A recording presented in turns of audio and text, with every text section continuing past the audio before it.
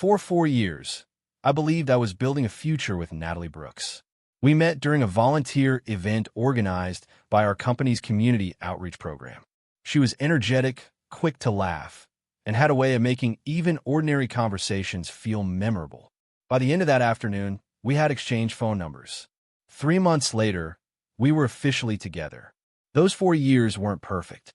No relationship ever is.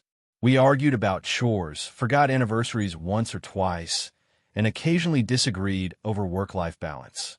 But none of those problems ever made me question whether we loved each other. At least, they never made me question it. My name is Daniel Carter, and at 31 years old, I had finally reached a place where everything seemed ready to fall into place. My career as a software engineer had steadily advanced.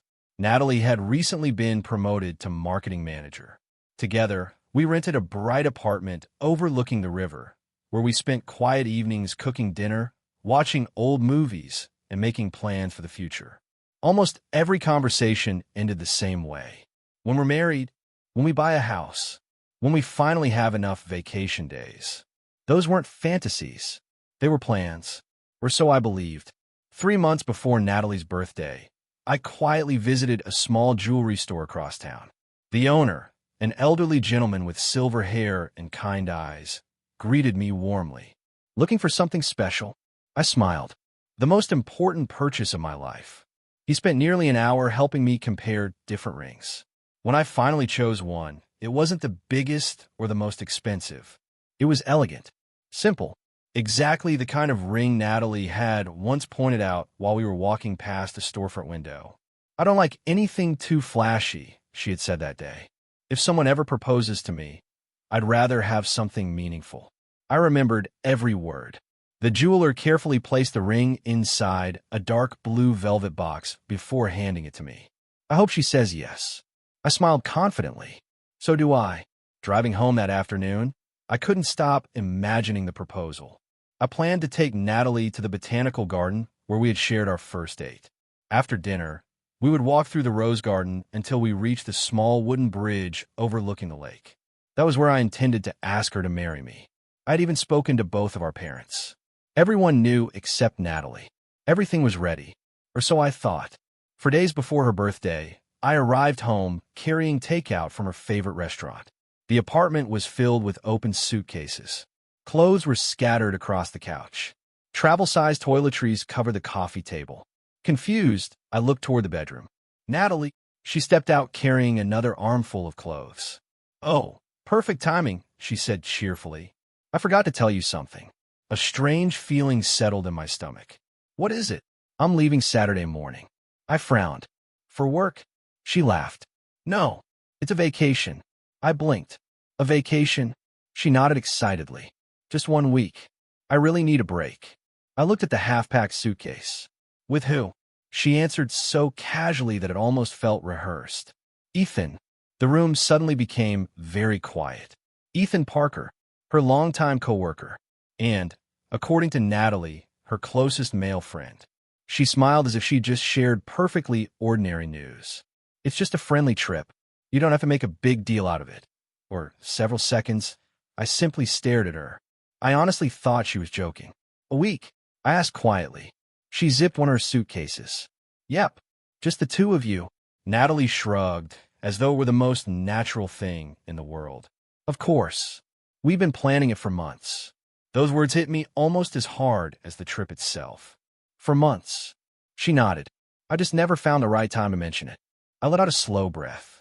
So, while we've been talking about our future together, you've been planning a week-long vacation with another man? She rolled her eyes. Daniel, don't make it sound so dramatic. It's just Ethan. You know him. I do know him. That's exactly why this bothers me. She crossed her arms. Why? Because you're in a committed relationship. Because you're choosing to spend an entire week traveling alone with another man. And because you never thought to ask how I'd feel about it. Her expression hardened. I don't need permission to go on vacation. I never said you did. I'm asking you to understand why this hurts. She sighed loudly. This is exactly what's wrong. What? You're being insecure. I stared at her in disbelief. Insecure. She nodded. If you trusted me, this wouldn't even be a conversation. I shook my head. This isn't about trust. It's about respect. If I told you I was spending a week at a beach resort with another woman, would you honestly be comfortable with that? For the first time, she hesitated. Only for a moment. That's different. Why? It just is. I couldn't help smiling sadly. No, it's only different because you're the one leaving. She looked away. Ethan and I have been friends for years. Nothing is happening. I believe that. She turned back toward me. You do. I believe you when you say there's nothing romantic between you. She seemed relieved. But that's not the point. Her smile disappeared. The point is that I told you this makes me uncomfortable. I told you it hurts. And instead of trying to understand, you laughed. The apartment fell silent. I walked to the kitchen and placed the untouched takeout containers on the counter. It suddenly didn't seem important anymore. Natalie followed me. I think you're overreacting. I think you're refusing to listen. She folded her arms again. So what do you expect me to do? Cancel my vacation because you're jealous? I looked directly into her eyes. I expect the woman who says she loves me to care when I tell her something hurts. She didn't answer. That silence said more than any argument could. Saturday morning arrived far too quickly. I drove Natalie to the airport because she said parking would be expensive. The entire ride passed in uncomfortable silence. She scrolled through messages on her phone while I kept my eyes on the road. When we arrived, Ethan was already waiting outside the terminal with 2 suitcases and a wide smile. He waved as soon as he saw us. There you are. Natalie smiled just as brightly. She climbed out of the car, hugged him, and laughed about something I couldn't hear. I remained behind the steering wheel. Neither of them seemed to notice. After loading their luggage onto a cart, Natalie finally walked back toward my window. She leaned down and smiled. I'll see you next week. I looked at the woman I had planned to ask to marry me. The engagement ring was still hidden inside my dresser at home. She had no idea it existed. No idea that this week was supposed to begin the rest of our lives together. Instead, she had chosen another path. I hope you have a safe trip, I said quietly. She smiled, kissed my cheek, and hurried back to Ethan. Together, they walked through the airport entrance without looking back. I watched until they disappeared into the crowd. Only then did I start the engine. I didn't cry. I didn't call after her. I didn't ask her to stay. Some relationships don't end with shouting or betrayal. Sometimes, they end the moment one person realizes they have been fighting alone. As I drove away from the airport, I made a decision that brought unexpected peace. If Natalie returned after her vacation, she wouldn't be coming home to me. She would be returning to an empty apartment, and a future she had chosen to leave behind. The apartment had never felt so quiet. When I unlocked the front door after leaving the airport, the silence greeted me before I even stepped inside. Natalie's laughter no longer echoed from the kitchen. No music drifted from the bedroom while she got ready for work. The place still looked like our home, but somehow it already felt like a memory. I stood in the living room for several minutes without moving. For years, it was strange how an entire relationship could suddenly fit inside a handful of cardboard boxes. My phone buzzed. A message from Natalie. Landed. Don't worry about me. We're heading to the hotel now. Talk later. Smiling face with smiling eyes.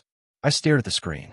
She had no idea that while she was checking into a beach resort with another man, I was preparing to leave our life behind. I locked my phone without replying. There was nothing left to say. A few hours later, another knock came at the apartment door. Lucas. He had been my closest friend since university and one of the few people who knew I had planned to propose. He looked at the stack of empty moving boxes in the hallway before meeting my eyes. So, you're really doing it? I nodded. I am. He stepped inside without another question. For the next hour, we packed quietly. Books, kitchen dishes, photo albums, winter clothes. Each item carried a memory that felt heavier than the box itself. Lucas picked up a framed photograph from our first vacation together. The 3 of us had gone hiking in the mountains shortly after Natalie and I started dating. He studied the picture before placing it gently into a box. She looked happy. So did I. He didn't argue. He simply kept packing. Eventually, he found a small velvet jewelry box hidden in the back of my dresser drawer. He looked at it for a long moment. This was the ring. Yes. You already bought it? 3 months ago. He slowly opened the box. The diamond caught the afternoon sunlight streaming through the window. Lucas let out a quiet sigh. She has no idea, does she? I shook my head. No. He carefully closed the box again before handing it back to me. You know, I've been trying to figure out what to say since you called me. I slipped the ring into my jacket pocket. You don't have to say anything. I think I do. We carried another box to the moving truck waiting downstairs. When we returned, Lucas leaned against the kitchen counter. People always tell you to listen to what someone says. I looked at him. I think that's only half the truth. He folded his arms. The other half is watching what they do. I stayed silent. He continued. Anyone can promise forever. Anyone can say they love you. But priorities, he paused. Those are revealed through actions. His words settled heavily in the room. I thought about the airport, about Natalie laughing beside Ethan while I stood alone behind the steering wheel, about how quickly she had dismissed my feelings as insecurity. For the first time since she left, I realized something important. The vacation hadn't ended our relationship. It had simply revealed what our relationship had already become. Lucas picked up another sealed box and smiled faintly. Come on, you got a new life waiting. And I don't want you missing your flight because we packed too slowly. By sunset, the apartment was almost empty. The shelves that had once held photographs and souvenirs now stood bare. Only a dining table, 2 chairs, and a few cleaning supplies remained. I walked slowly from room to room one final time. The living room where we had celebrated birthdays. The kitchen where we had learned to cook together. The balcony where we had spent countless evenings talking about the future. None of those memories were false. They simply belonged to a chapter that had reached its end. The next morning, I arrived at the airport carrying 2 suitcases and a laptop bag. Unlike the week before, no one stood beside me. No emotional farewell. No dramatic confrontation. Only quiet acceptance. Before entering the departure terminal, I removed a folded envelope from my backpack. On the front, I had written only one word. Natalie. Inside was a short letter. Thank you for the 4 years we shared. I will always be grateful for the happiness we once gave each other. But relationships are built on mutual respect, and somewhere along the way, ours stopped being one. I don't blame you for choosing the life you wanted.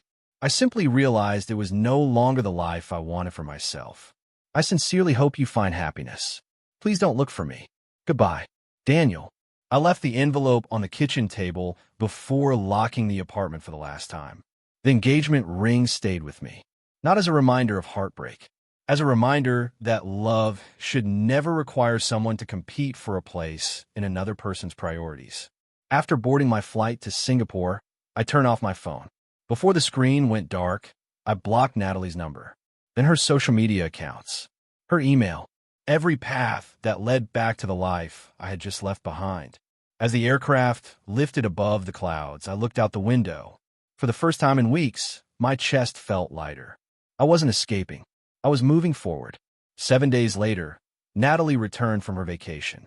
She laughed with Ethan as they collected their luggage. I can't believe the trip went by so fast, she said. We should definitely do that again sometime. Ethan smiled. Maybe next year. She waved goodbye before taking a taxi home. Along the ride, she sent me several messages. I'm back. Are you still at work? Pick up some groceries if you can. We have nothing for breakfast. None of the messages were delivered. She assumed I was busy. When the taxi stopped outside our apartment building, she carried her suitcase upstairs, humming softly to herself. She unlocked the front door. The smile disappeared from her face. The apartment was silent. Empty. The bookshelves were bare. The photographs were gone. The couch had disappeared. Even my favorite coffee mug was missing. Only the dining table remained. At its center lay a single white envelope. Her hands trembled as she picked it up. She recognized my handwriting immediately. Slowly, she unfolded the letter and began to read. By the time she reached the final line, tears blurred the words before her. Her gaze darted toward the bedroom. My clothes were gone. My passport drawer stood open. The small wooden box where I kept important belongings had disappeared. Only then did another realization strike her. The ring she had never known existed was gone too. She sank into one of the empty chairs, clutching the goodbye letter against her chest. For the first time since planning the vacation, she understood what the trip had truly cost her. Thousands of miles away, my plane landed in Singapore. As I stepped into the warm evening air, I took a deep breath and smiled. Some endings feel like failure, until they quietly become the beginning of a life you were always meant to find. 2 years passed faster than I ever imagined. When I first arrived in Singapore, I knew no one outside the international architecture firm that had recruited me. The city felt unfamiliar, the pace relentless, and the expectations even higher than I had anticipated. At first, work became my refuge. If I wasn't reviewing blueprints, I was visiting construction sites. If I wasn't meeting clients, I was studying local building regulations or preparing presentations for investors. The long hours didn't feel like an escape. They felt like purpose. Slowly, that purpose began transforming into something much bigger. Our first mixed-use development received an International Sustainability Award. 6 months later, another project was recognized for its innovative earthquake-resistant design. Soon afterward, our waterfront redevelopment plan was featured in architecture magazines across Asia. One success led to another. Before long, I was promoted to lead architect for several international projects spanning multiple countries. Standing on the observation deck of one completed skyscraper, I watched the evening lights spread across the city below. A junior architect walked beside me. "I still can't believe you approved my redesign," she admitted. "I was sure you'd reject it." I smiled. "Why? You've won so many awards. I figured you'd want everything done your way." I leaned against the railing. The goal isn't for people to copy me. It's to help them become better than I ever was. She laughed. "I don't think that's possible." I shook my head. "Someone once gave me that same chance. If I don't pass it on, I've misunderstood what leadership means." She thanked me before returning to the site office. As I watched her leave, I realized something that hadn't occurred to me in years. I no longer questioned my worth. Back then, almost every disagreement with Natalie had ended the same way. I would wonder whether I was asking for too much, whether my feelings were unreasonable, whether I simply needed to be more understanding. Over time, I had begun measuring my value through someone else's willingness to choose me. Now that habit had disappeared. Success wasn't what changed me. Healing had. I had finally stopped asking whether I was enough for someone else. Instead, I focused on becoming someone I respected. One Friday afternoon, my colleague Marcus stopped by my office carrying 2 envelopes. "Good news," he said. "I've got tickets to tomorrow night's charity gala." I raised an eyebrow. "I'm not exactly a gala person." He laughed. "Neither am I. But our firm is one of the sponsors. We're expected to attend." I looked at the elegant invitation. Singapore Foundation for Community Housing Annual Gala. "So this is work." "Mostly." Marcus grinned. "The food's supposed to be incredible." The following evening, I found myself standing inside one of the city's grandest hotels. Crystal chandeliers reflected across polished marble floors. Architects, engineers, artists, designers, and business leaders filled the ballroom. The event raised funds to build affordable housing and community spaces for low-income families throughout Southeast Asia. For the first time in a long while, I wasn't attending as someone trying to prove himself. I was simply there to support a cause I believed in. I had no idea that before the evening ended, one ordinary conversation would quietly begin changing my life in ways I never expected. The charity auction had just ended when I stepped away from the crowded ballroom to get a glass of water. The terrace outside overlooked the Singapore skyline, its towers glowing beneath the warm evening sky. For the first time that night, everything felt quiet. Beautiful view, isn't it? I turned to see a woman standing a few steps away, holding a notebook instead of a champagne glass. She smiled politely. "I'm Sophia Bennett. I think we've been introduced 3 times tonight by 3 different people." I laughed. "Daniel Carter. I don't think we've officially met yet." She extended her hand. "I'm an interior designer. My firm specializes in community housing and healthcare facilities." I shook her hand. "I've actually seen your firm's presentation this evening." "The Children's Rehabilitation Center?" She looked pleasantly surprised. "You stayed for that?" It was one of the highlights of the night. Her smile widened. "Most people remember the skyscrapers. I'm happier when they remember the places built to help people." That single sentence told me more about her character than an hour of small talk ever could. We spent the next 40 minutes talking, not about impressive job titles, not about awards, about ideas, about architecture that made cities kinder rather than simply taller, about designing buildings where families felt safe, about creating spaces that helped people heal. When the conversation finally paused, Sophia laughed softly. I think we've accidentally skipped all the usual introductions. I don't even know how old you are. I smiled. 33. And you? 31. She tilted her head playfully. So we're making progress. As the evening came to an end, she reached into her handbag and handed me a business card. If you're ever interested in collaborating on a project. She paused, or just continuing this conversation over coffee. I'd like that. I would too, I replied. Over the following months, coffee meetings turned into lunches. Lunches became long walks after work. Sometimes we spent entire evenings discussing design ideas. Other times we talked about family, childhood memories, books, and the places we still hope to visit someday. There was no rush. Neither of us tried to force the relationship into something it wasn't ready to become. If work became busy, we simply said so. If plans changed, we communicated honestly. No guessing, no silent resentment, no wondering whether the other person truly cared.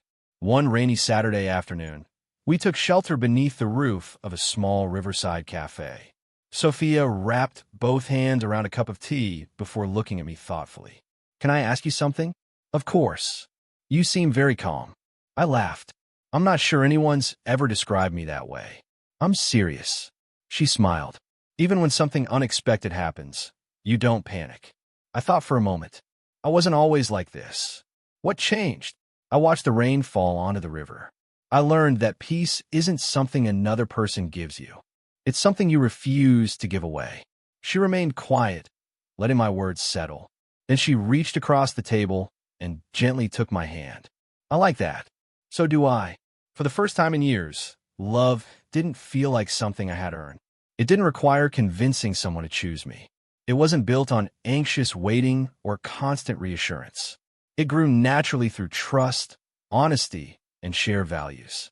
As we left the cafe and walked together beneath one umbrella, I realized something simple but profound. The strongest relationships aren't the loudest.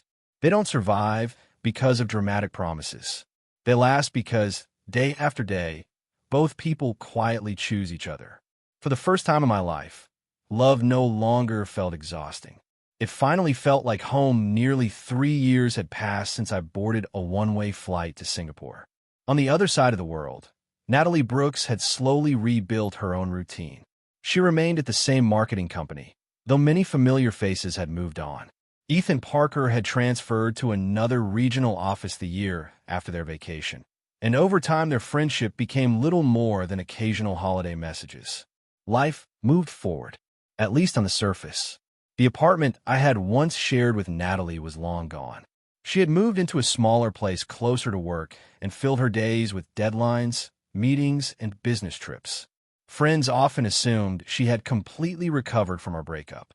Only she knew how often quiet moments brought old memories back. One Saturday morning, she sat in her favorite neighborhood cafe, scrolling absent-mindedly through social media while waiting for breakfast. Most posts blurred together.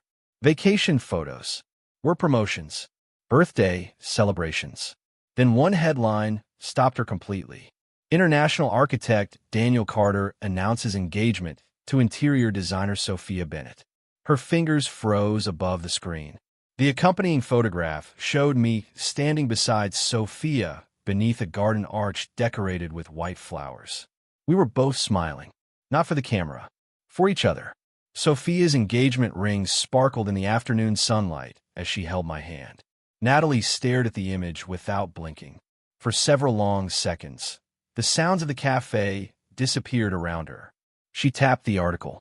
It described our work on several award-winning community housing projects and mentioned that we planned to continue supporting charitable architecture initiatives together after our wedding. The article ended with a simple sentence. Friends described their relationship as one built on mutual respect, patience, and shared values. Natalie read that line 3 times. Mutual respect. The words echoed painfully inside her mind. She remembered another conversation years earlier. I expect the woman who says she loves me to care when I tell her something hurts. At the time, she had dismissed those words. Now, they returned with painful clarity. She locked her phone and stared through the cafe window. For years, she had quietly believed that if she ever wanted another chance, Daniel would still be there. Not waiting forever, but available.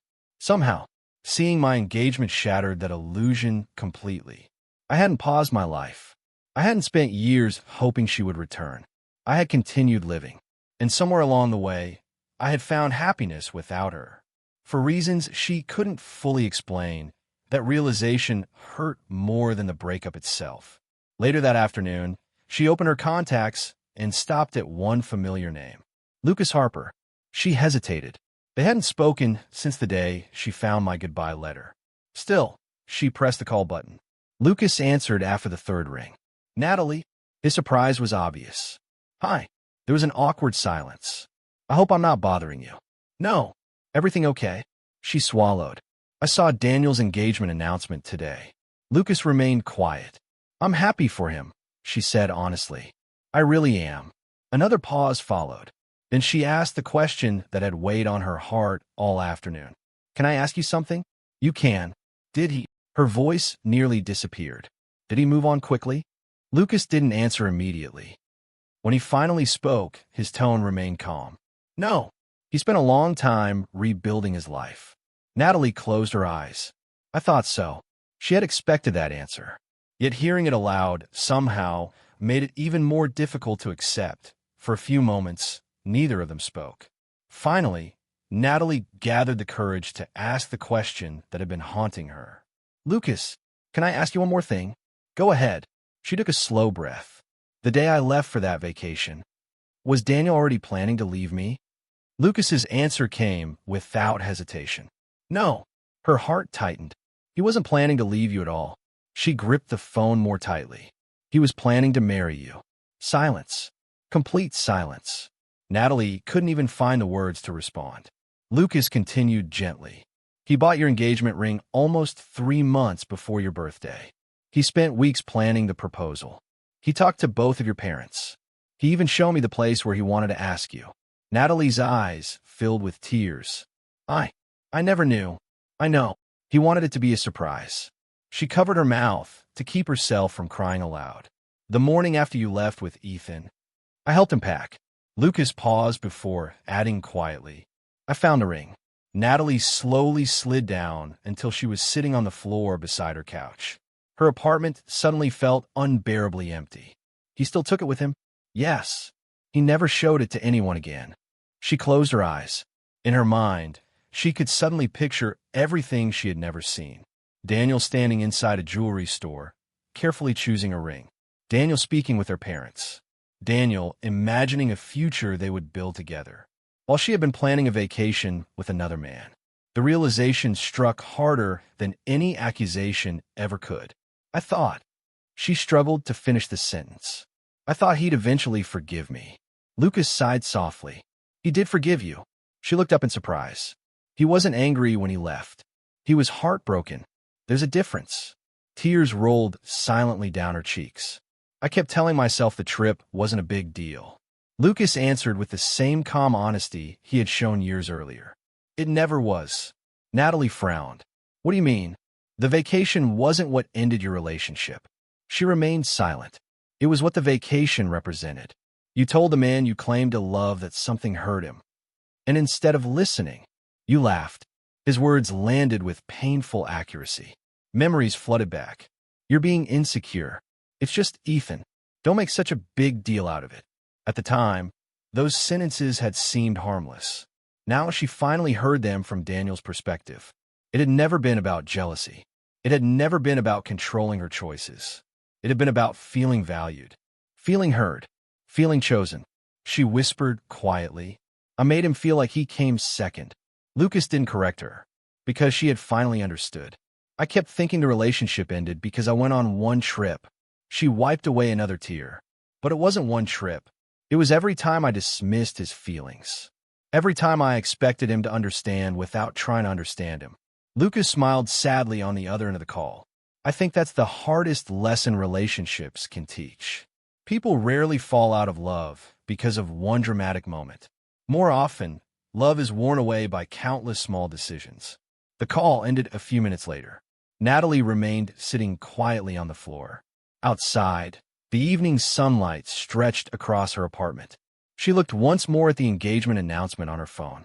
Daniel and Sophia looked genuinely happy. Not because they had found perfection, because they had found peace. Natalie smiled through her tears.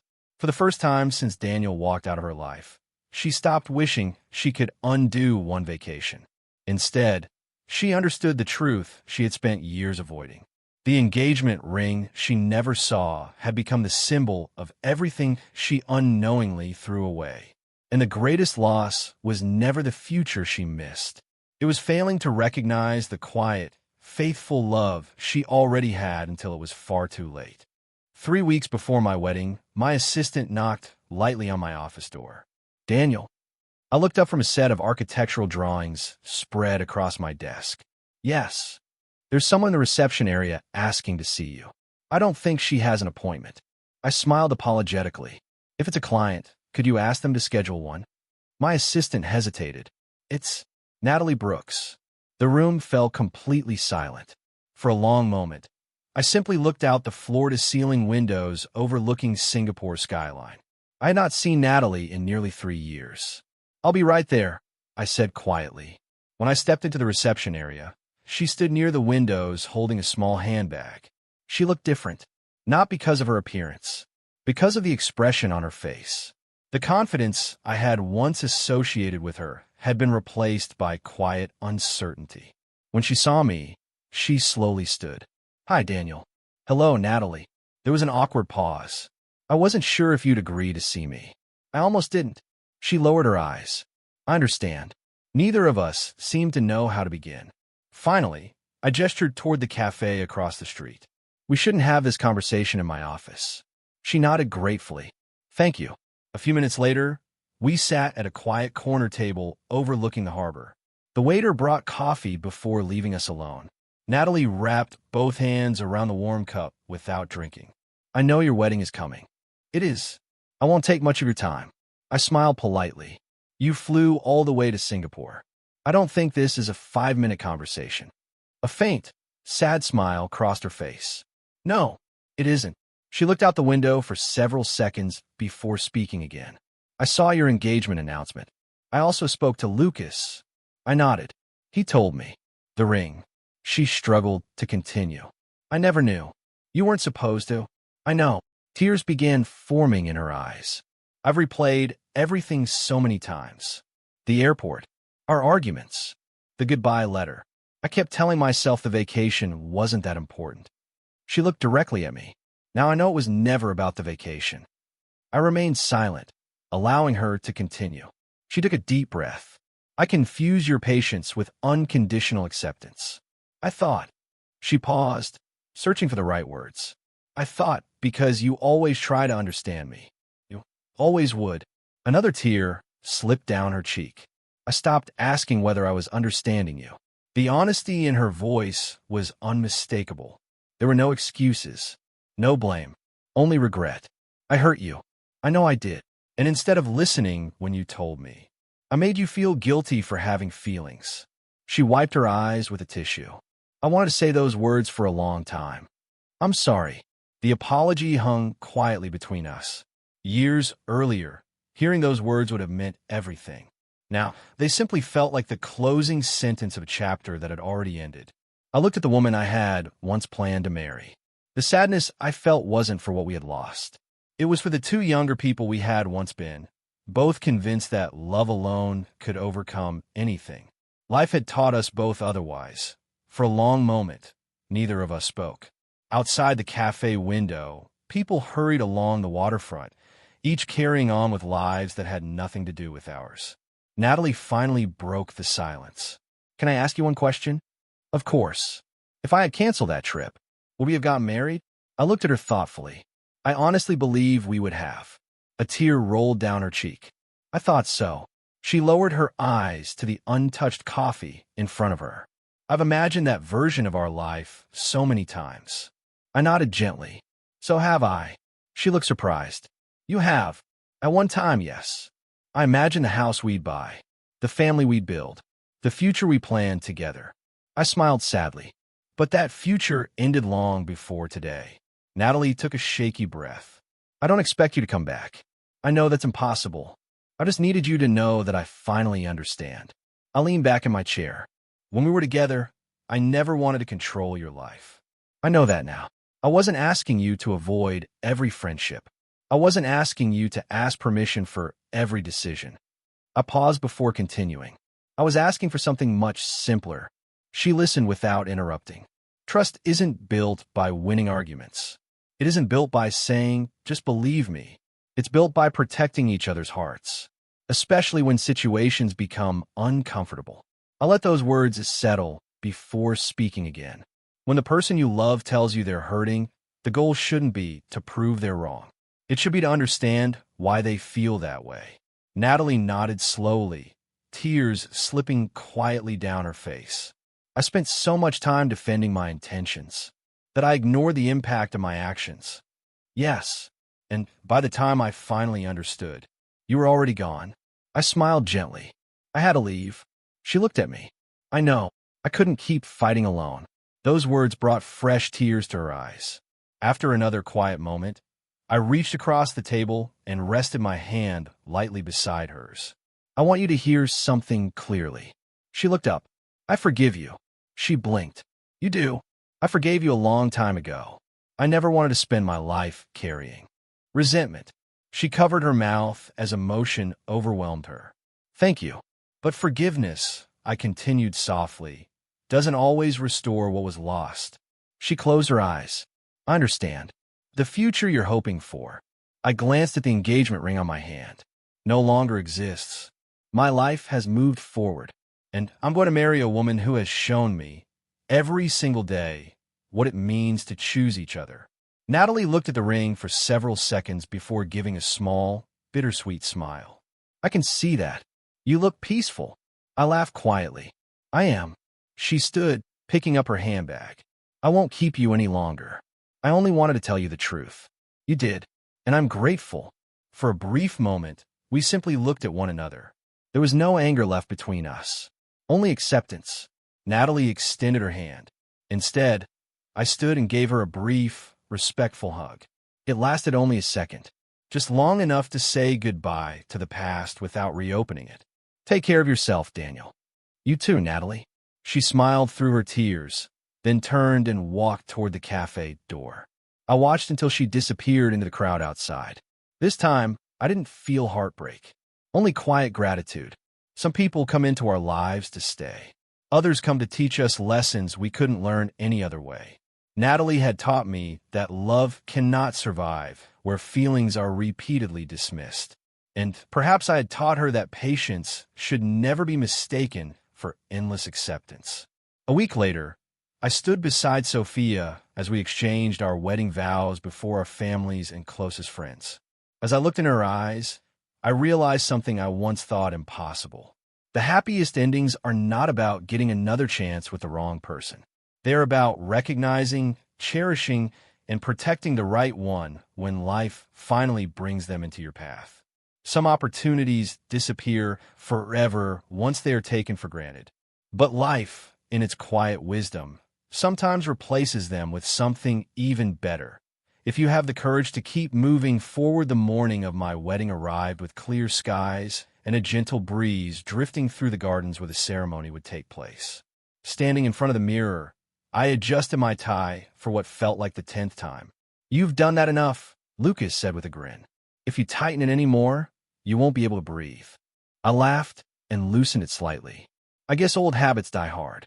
Lucas straightened the lapel of my suit before stepping back to admire his work. There.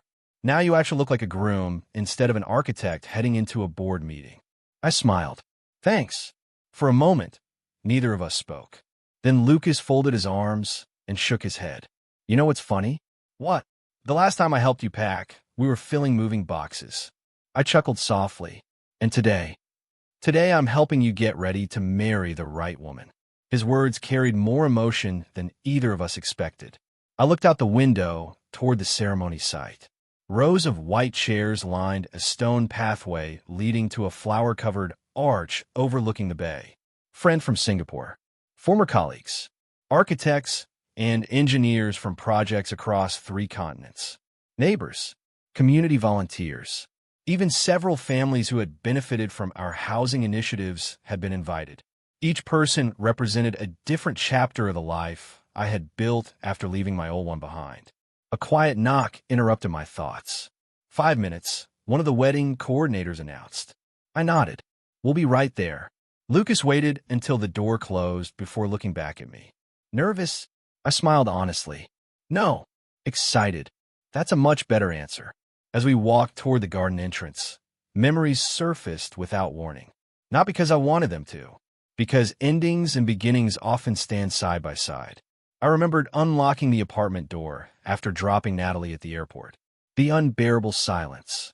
The unopened takeout containers sitting on the kitchen counter. The moving boxes scattered across the living room floor. I remembered holding the engagement ring that was never given, writing the goodbye letter, locking the apartment one final time. Back then, I thought I was walking away from the future I was supposed to have. Now I understood I had simply been walking toward a different one. The music began. Guests rose to their feet. I took my place beneath the floral arch as sunlight reflected across the water behind us. Then I saw Sophia. She walked slowly down the aisle with her father, wearing a simple ivory gown that matched her quiet elegance perfectly. She wasn't looking at the decorations or the guests. She was looking only at me. When our eyes met, she smiled. Not the nervous smile of someone hoping everything would work out. The peaceful smile of someone who already trusted the person waiting at the end of the aisle. In that moment, every difficult choice, every painful goodbye, and every uncertain beginning suddenly made sense. For the first time in my life, I wasn't wondering whether I would be chosen. I already had been. Sophia reached the end of the aisle, and her father placed her hand gently in mine. "Take good care of her," he said quietly. "I will," I replied. "And she'll take good care of you," he said with a smile before returning to his seat. The officiant welcomed everyone before inviting us to exchange our vows. I looked into Sophia's eyes.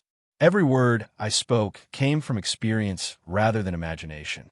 I promised to never treat your feelings as an inconvenience.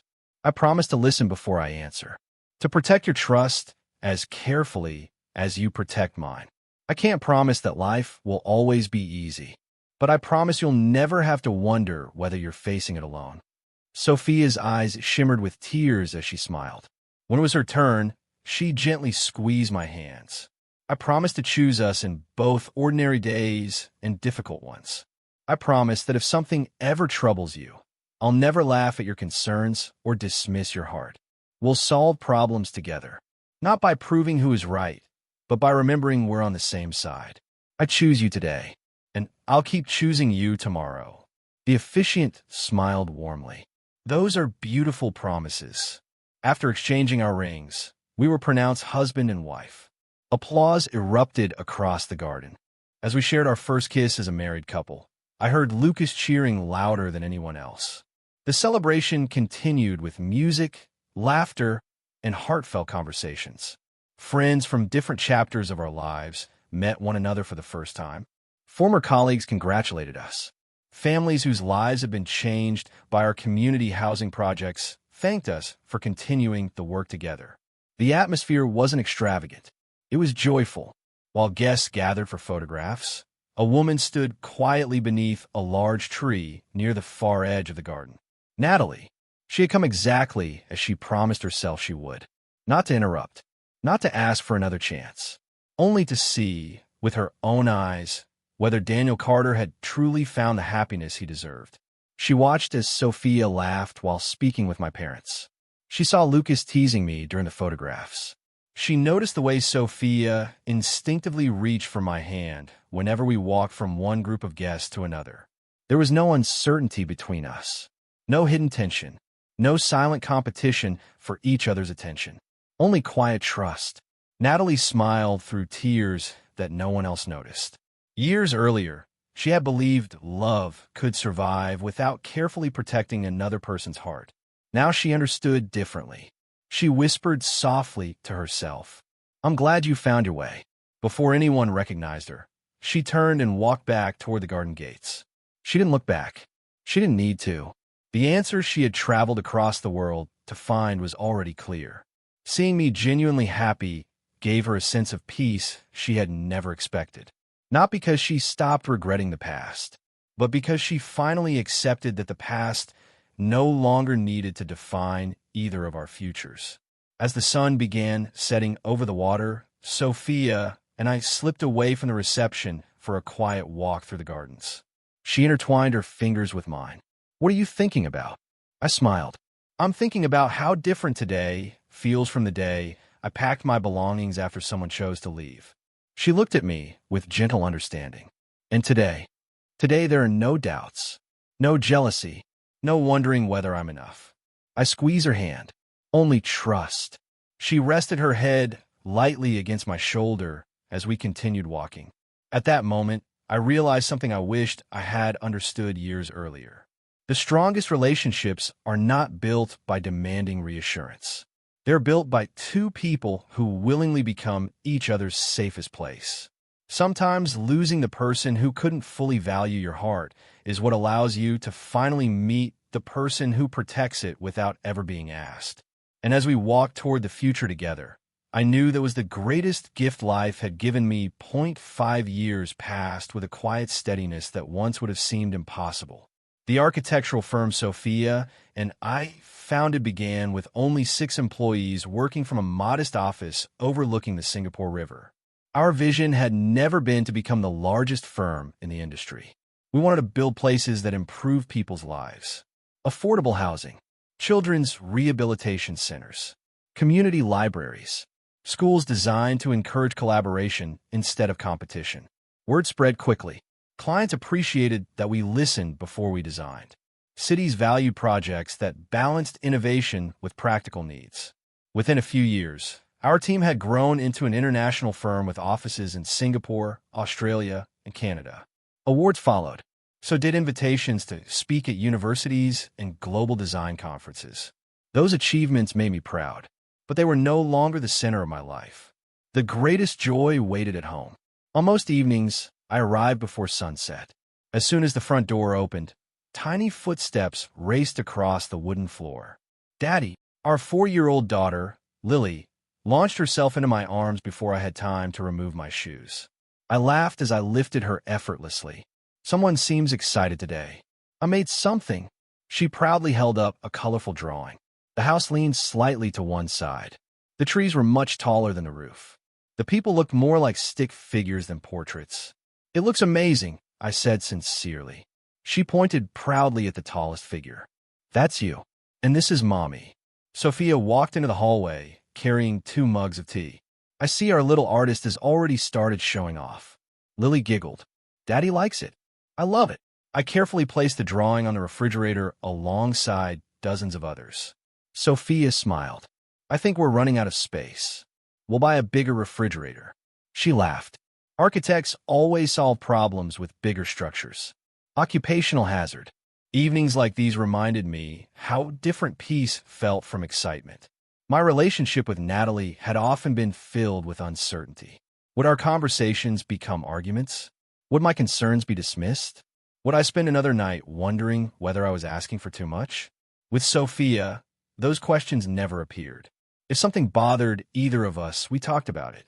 If one of us made a mistake, we apologized. Not because our marriage was perfect, because we both believed protecting the relationship mattered more than protecting our pride.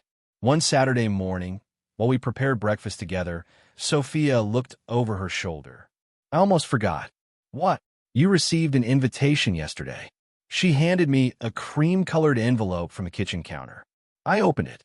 International Architecture Leadership Summit, Zurich.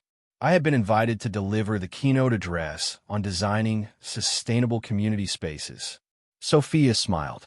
"I've been asked to lead one of the interior design workshops. So we're both going?" "It looks that way."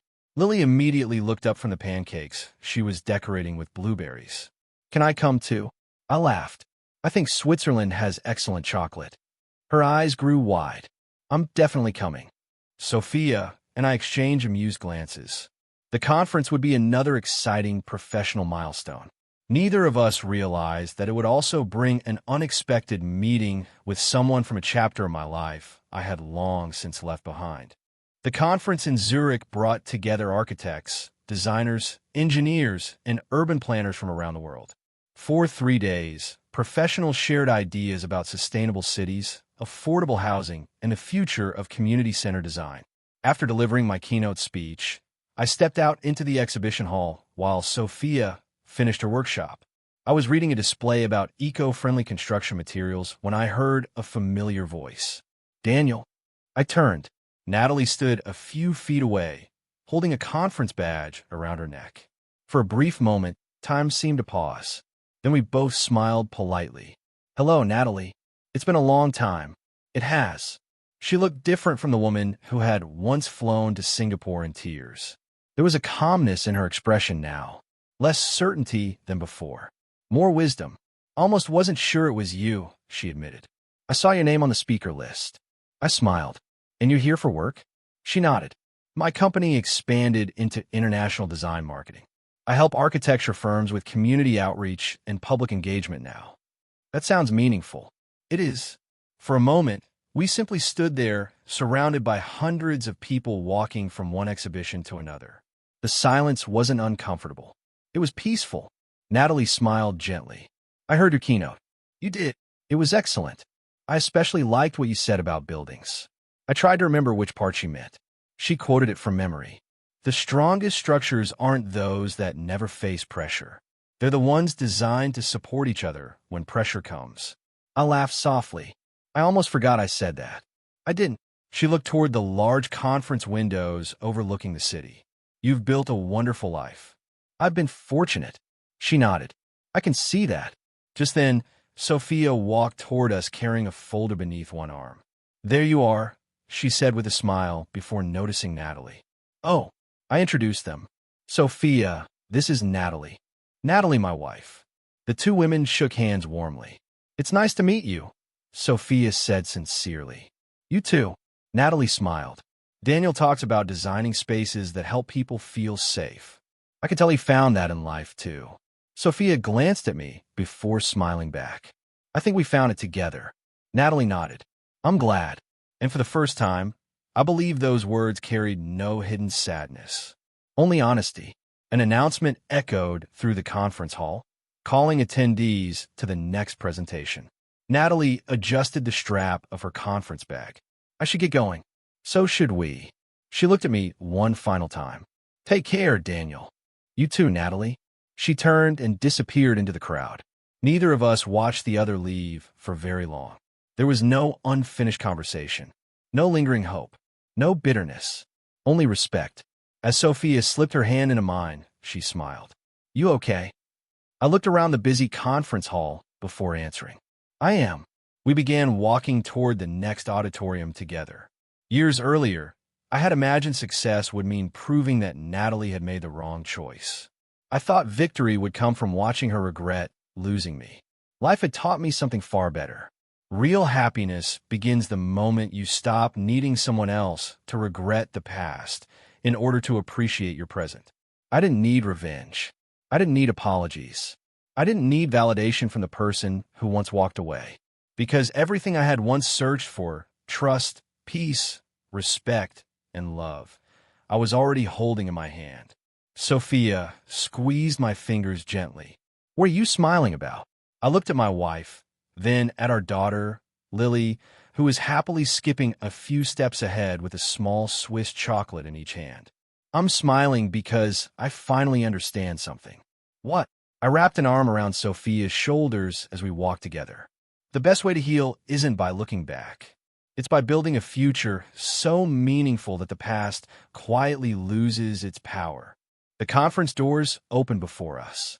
Together, we stepped inside, not as people trying to rewrite yesterday, but as a family joyfully building tomorrow. And that, more than any award or accomplishment, was the greatest success I would ever know. 10 years had passed since the morning I watched Natalie disappear through an airport terminal beside someone else. At the time, I thought my life had fallen apart. Standing where I was now, I realized it had simply begun. The newest project designed by our firm stretched across several city blocks along Singapore's waterfront. It wasn't our tallest building, nor our most expensive. It was the one that meant the most.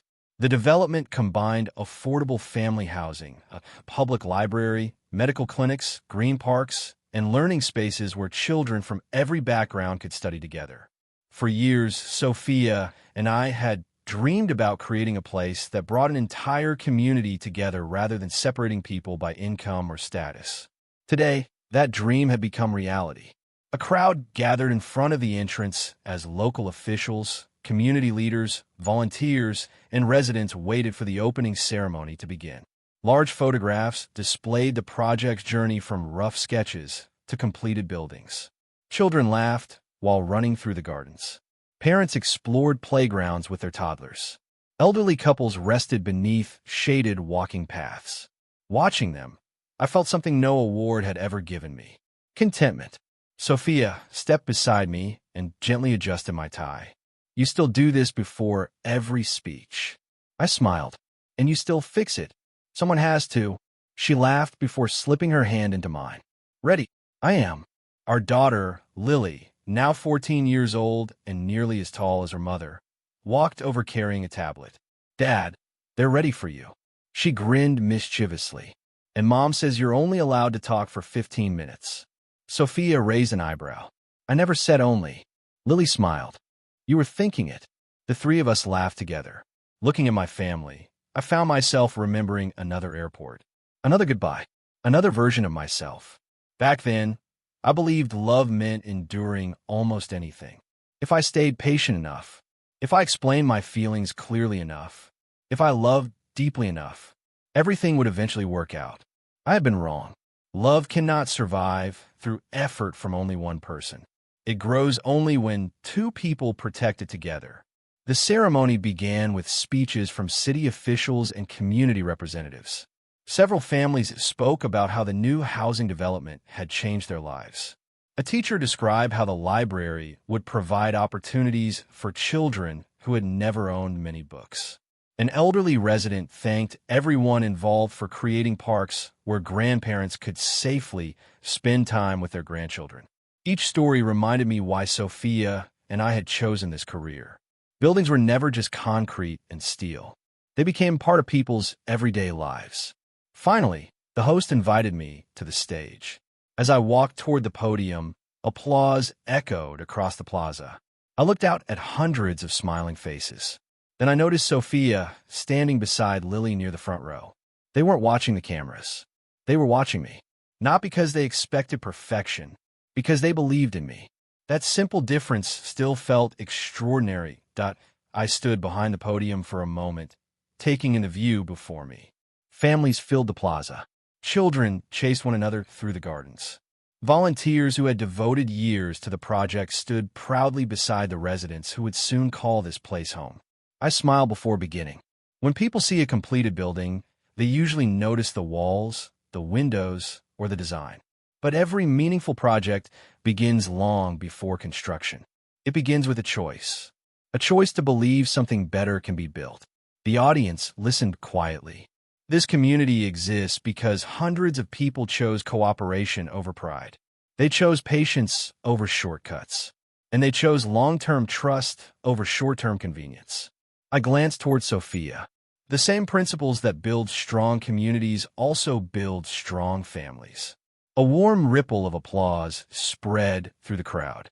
After the ceremony, dozens of guests came forward to congratulate our team. Some wanted photographs. Others shared stories about how the project would affect their neighborhoods. As the celebration continued, Sophia slipped beside me, carrying 2 glasses of sparkling water. "You survived another speech." "Barely." She laughed. "I think you stayed under 15 minutes. I had excellent motivation." Lily joined us a moment later. "You both did great." She looked around at the smiling families. "I hope I get to design something like this one day." Sophia smiled proudly. You'll build something even better. I hope so. Watching the two people I loved most, I felt a quiet gratitude that was difficult to describe. Years ago, I believed happiness depended on keeping the right person from leaving. Now I understood something completely different. The right person never makes you spend your life convincing them to choose you. They choose you willingly, again and again, not only during celebrations, but also during disagreements, disappointments, and ordinary Tuesdays when no one else is watching. As the afternoon faded into evening, Sophia and I wandered through the completed neighborhood together. Children were already filling the playgrounds. Families unpacked boxes in apartments that would become homes. Life had begun. Sophia gently leaned against my shoulder. You've been thinking a lot today. I have. What about? I looked toward the distant skyline, glowing beneath the setting sun. I was remembering the airport. She knew exactly which one I meant. The day Natalie left. I nodded. That goodbye changed everything. She squeezed my hand. It did. At one time, I had believed that day marked the end of my future. Instead, it had quietly redirected it. Natalie boarded a plane, believing she would return to the same relationship waiting for her. She couldn't have known that her decision would become the turning point that changed both of our lives forever. She eventually found the courage to accept responsibility for her choices and rebuild her own life with greater wisdom. I found the chance to discover a relationship built on trust instead of uncertainty. Neither of us became the person we once were.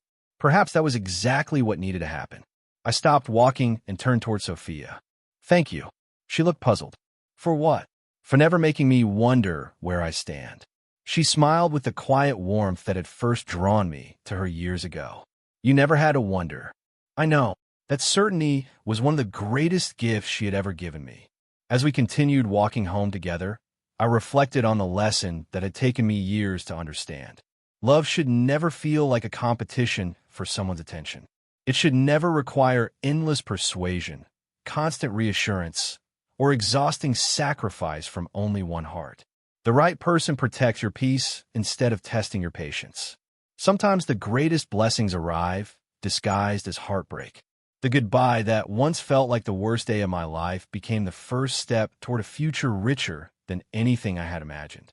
And as I looked at the family walking beside me, I realized that some closed doors are not punishments. They are quiet invitations to find the life and the love you were truly meant to build.